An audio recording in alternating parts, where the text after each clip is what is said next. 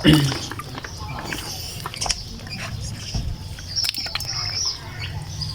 ตีล่ะมาซอยหน่อยไว้นี่ก็จะเป็นการใหญ่หอยใหญ่ไปบ่อใหม่เนาะหลังจากเลี้ยงบ่อกระสังเนาะรู้สึกว่ามันกินหลายแต่ตุยเบิ่งอันปากมันก็มันกินหลายจนมันอัดบนเนี่ยอันนี้อาหารจะเป็นหมากตาลไข่หมากตาลนี่แหละจะเป็นอาหารหลักอาหารประจำเนาะหมากตาลที่ว่ามันสุกนะเอาตัวมันสุกแล้วมาให้วิตามินโปรตีนสูงมันกินตุยโอ้ปลาดอกความใหญ่เห็นไหม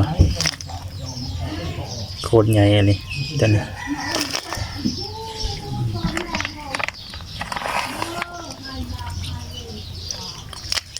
เป็นพ่อแม่พันธุ์เนาะบ่ท่านได้เก็บกินจากเถื่อนมันจะ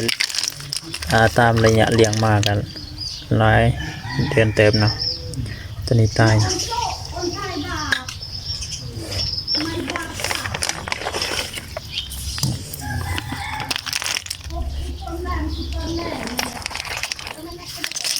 ถ้ามันใหญ่กว่านี้ได้แล้วคือผสม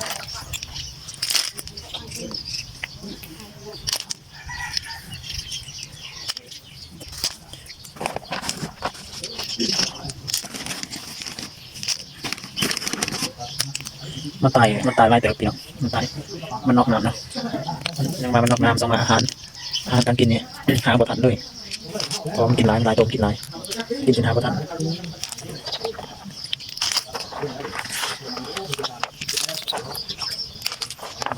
อย่าลืม